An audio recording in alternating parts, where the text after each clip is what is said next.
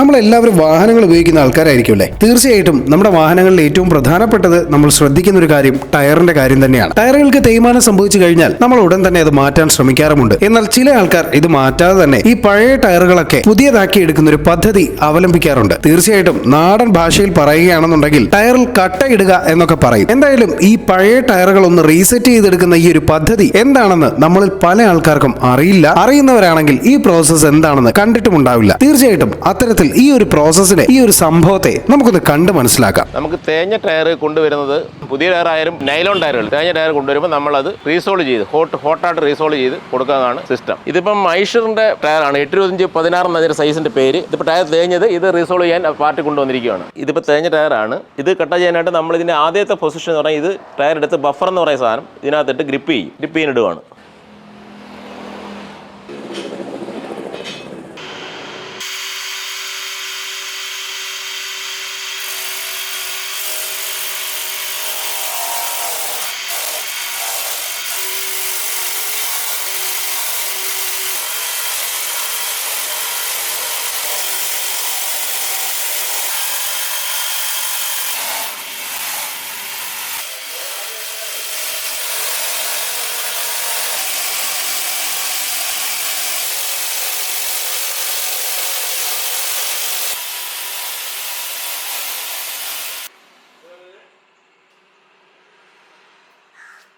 ഇതിപ്പോൾ നമ്മൾ ബഫ് ചെയ്ത് എടുത്ത ടയറാണ്.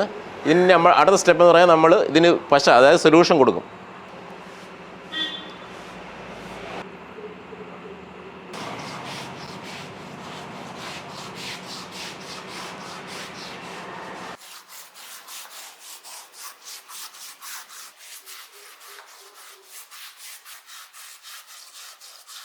ഇതിപ്പോൾ നമ്മൾ പശ കൊടുത്തതിന് ശേഷം 1 മണിക്കൂർ കഴിയുമ്പം 1 മണിക്കൂർ അതിൻ്റെ പശ ഉണങ്ങാനായിട്ട് 1 മണിക്കൂർ സമയം എടുക്കും.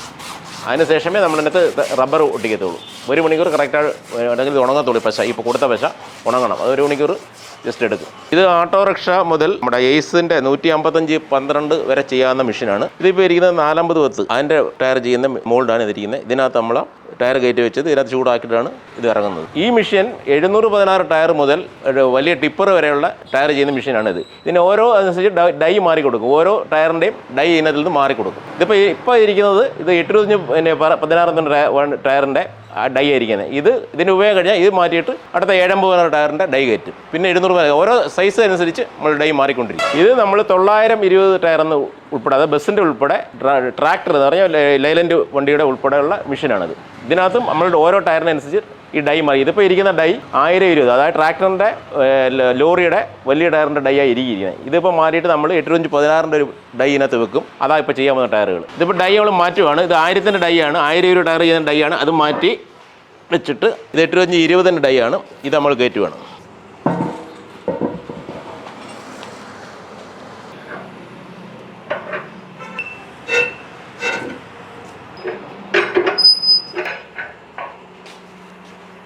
ഇപ്പം നമ്മൾ ഡൈ മാറി കഴിഞ്ഞു. ഇനിയിപ്പം നമ്മൾ ചെയ്യുന്നത് ഈ വിറകിട്ട് ബോയിലർ കത്തിക്കാനാണ്.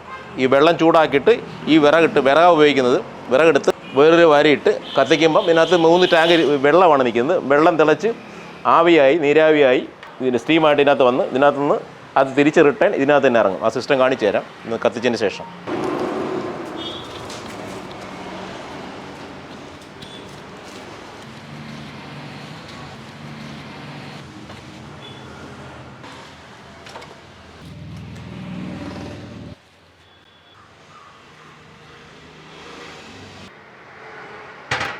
ബോയിലർ ഇപ്പോൾ കത്തിച്ച് അത് കഴിഞ്ഞിട്ട് സ്റ്റീം ഇനി വർക്ക് ചെയ്യണമെങ്കിൽ ഇത് കാണിക്കും, ഗേജ് കാണിക്കും. എന്നിട്ട് ഈ 100-ലാകുമ്പോഴാണ് നമ്മൾ തുറന്നു വിടുന്നത്. ഇപ്പം 0 നിൽക്കുകയാണ്.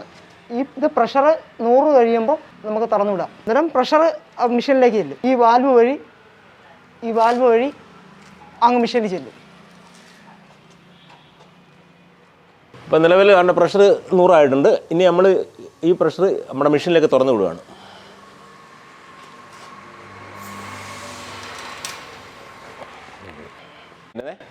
ഇതിലേക്കാണ് തുറന്നു വിടുന്നത്.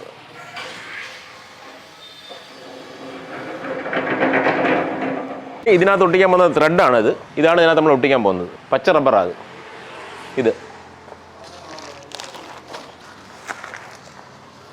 നമ്മുടെ നിലവിൽ നമ്മൾ തേച്ച പശ ഉണങ്ങിയിട്ടുണ്ട്. അത് അറിയാൻ വേണ്ടി നമ്മളത് കൈ വെച്ച് നോക്കുകയാണ്. ഇപ്പോൾ ഉണങ്ങി കഴിഞ്ഞു. ഇനി ഇതിനകത്ത് ഈ ത്രെഡാണ് ഇതിനകത്ത് ഒട്ടിക്കാൻ പോകുന്നത്. ഇവിടെ ഒരു ഗമ്മുണ്ട്, അതിനകത്തുള്ള ഗമ്മുണ്ട്, റബ്ബറിനകത്തൊരു ഗമ്മുണ്ട്. അതാണ് ഈ പ്ലാസ്റ്റിക് ഗമ്മിനകത്തൊന്നും പറ്റാതിരിക്കാണ്ട് പ്ലാസ്റ്റിക് റിമൂവ് ചെയ്തിട്ടാണ് അത് നമ്മൾ ഒട്ടിക്കുന്നത്.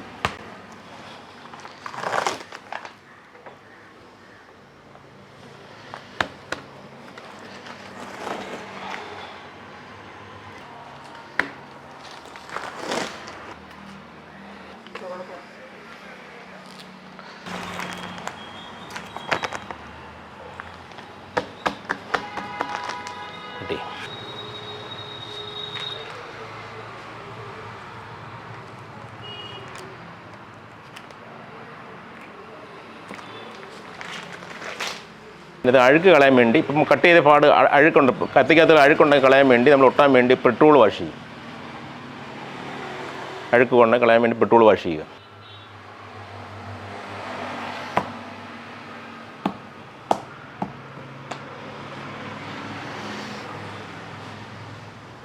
ജോയിൻ ഫില്ല് ചെയ്യുക.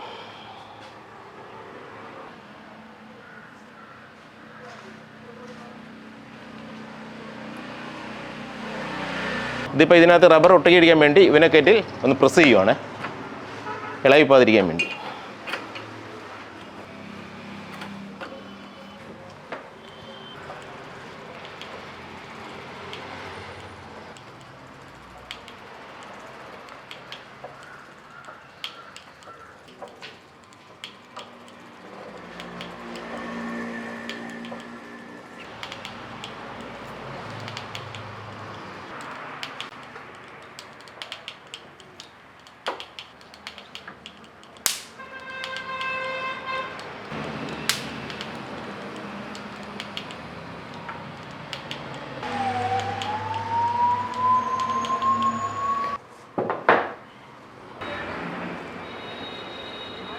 നിലവിൽ നമ്മുടെ ഈ അച്ച് പഴുത്തു ചൂടായി, ടയറിന് കയറ്റാൻ പോകുന്നതിനകത്ത്.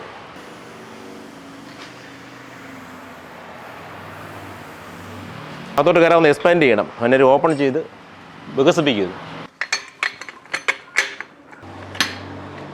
ഇതിപ്പം നമ്മൾ ഓപ്പൺ ചെയ്ത് കുറച്ച് വികസിപ്പിച്ചിട്ട് അതിനകത്ത് മുകളിനകത്ത് കയറത്തുള്ളൂ. അതിനായി ഓപ്പൺ ചെയ്യുന്നത്.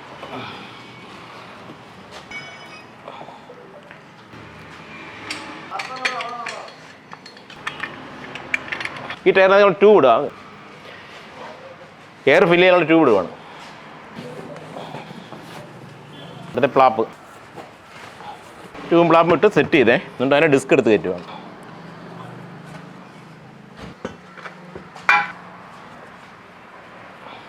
എന്നിട്ട് ഡോർ ക്ലോസ് ചെയ്യും.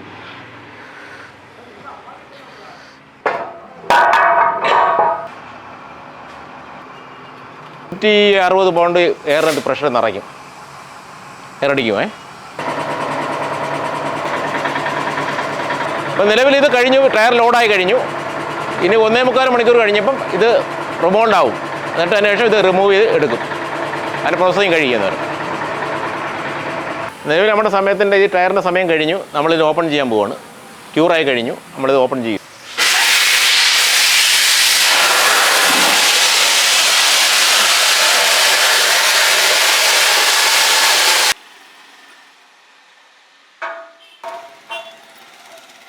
തീർച്ചയായിട്ടും നമ്മുടെ ഈ ഒരു ടയറിന്റെ പ്രോസസ്സിംഗ് എടുക്കുന്നതിന് ഇത്രയധികം സമയമുണ്ടെന്ന് പല ആൾക്കാർക്കും അറിയുക പോലുമില്ല. എന്തായാലും നമ്മൾ ഉപയോഗിച്ച് കഴിഞ്ഞ ഈ ടയറുകളിലേക്ക് ഇത്തരത്തിലൊരു പ്രോസസ്സ് കൂടെ ചെയ്തു കഴിഞ്ഞാൽ അത് കുറച്ചു കാലം കൂടി ഉപയോഗിക്കാൻ സാധിക്കും എന്നുള്ളത് ഇതിൽ നിന്ന് എല്ലാവർക്കും മനസ്സിലായിട്ടുണ്ടാവില്ലേ. സംഭവം കണ്ടു കഴിഞ്ഞാൽ ഒരു കമ്പനിയിൽ നിന്ന് ഇറക്കിക്കൊണ്ടുവന്ന നല്ല പുതുപുത്തൻ ടയറാണെന്നേ പറയുള്ളൂ. നിലവിൽ നമ്മൾ പഴയ ടയർ കൊണ്ടുവന്ന് തേഞ്ഞ ടയർ നമ്മളിപ്പം റീസോൾവ് ചെയ്താണ് പുത്തൻ ടയർ പോലും ആക്കിയിട്ടുണ്ട്. ഇത് വണ്ടിക്കാർക്ക് ഏറ്റവും പ്രയോജനപ്പെടും. ഇതിനകത്തൊരു 2-3 ഘട്ട വരെ നിലവിൽ ചെയ്യാൻ പറ്റും. ഈ പഴയ ഹോട്ട് രീതിയാണ് നമ്മൾ ചെയ്തിരിക്കുന്നത്. ആധുനിക രീതിയിലുള്ള മെഷീനുണ്ട്. അതിനേക്കാൾ നിലനിൽക്കുന്നത് ഈ പഴയ രീതിയിലുള്ള മെഷീനറി വെച്ച് ചെയ്യുന്നതാണ്. ഇങ്ങനെയുള്ള ടയറുകൾ, വളരെ മോശമായ ടയറുകൾ നമുക്ക് ചെയ്യാൻ പറ്റും. അതുകൊണ്ട് ഇങ്ങനെ തന്നെ ഇതിൻ്റെ അതിൻ്റെ ഫിനിഷിംഗ് ഉണ്ട്. ഇത്രയും വൃത്തിയായിട്ട് എടുത്തിരിക്കുകയാണ്. ഇനി ഇത് ഒരു പുതിയ ടയറിൻ്റെ കിലോമീറ്റർ നിലവിൽ ഇത് ഓടിക്കിട്ടും. എന്തായാലും ഇത്തരത്തിലുള്ള കാര്യങ്ങൾ നിങ്ങൾക്ക് അറിയില്ലായിരിക്കാം. തീർച്ചയായിട്ടും ഇത് അറിയാത്ത ഒരുപാട് സുഹൃത്തുക്കൾ നിങ്ങളുടെ ചുറ്റുപാടും ഉണ്ടാകാം. എന്തായാലും ഈ വീഡിയോ നിങ്ങൾക്ക് ഇഷ്ടമായെങ്കിൽ ലൈക്ക് ചെയ്യാനും ഷെയർ ചെയ്ത് മറ്റുള്ളവരിലേക്ക് എത്തിക്കുവാനും മറക്കരുത്.